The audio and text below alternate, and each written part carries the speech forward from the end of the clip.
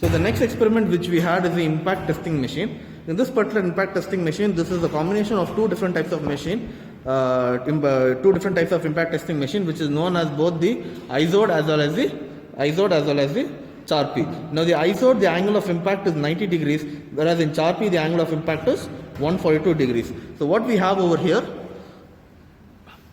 you can see the impact pendulum which will be used for impacting the specimens.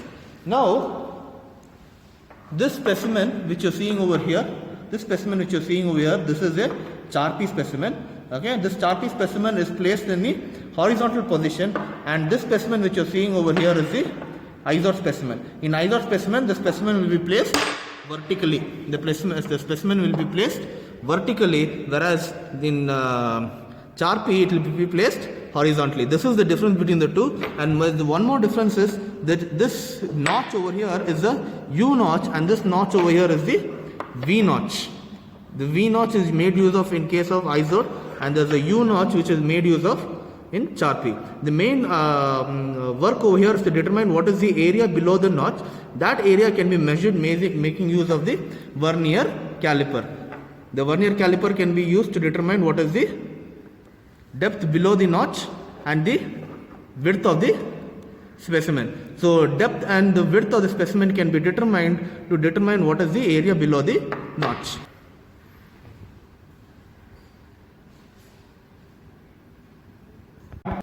Now what we are going to do is we will have to lift the pendulum and fix it to the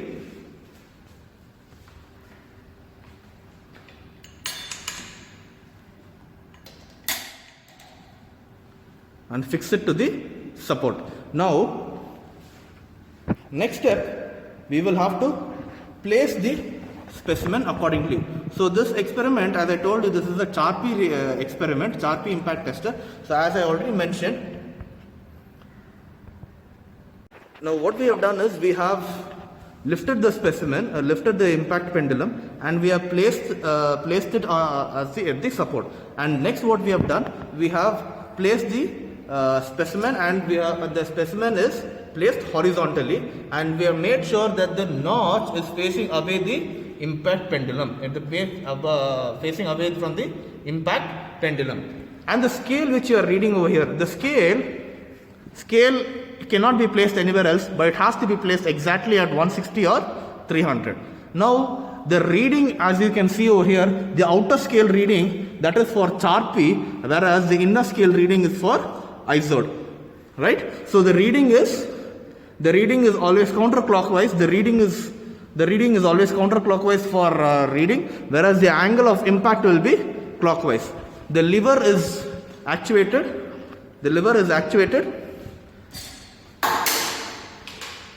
Once the lever is actuated, the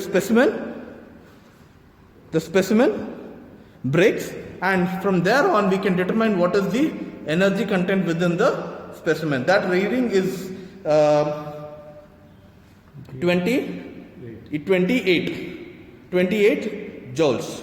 This is the conduction of the CHARPY test.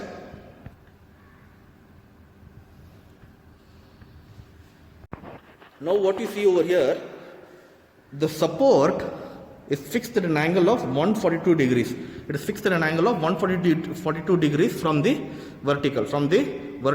It is fixed at an angle of 142 degrees. This is specifically for CHARPY test. Now if this support is to be removed and it is fixed over here at this particular point, it will be at an angle of 90 degrees from the vertical.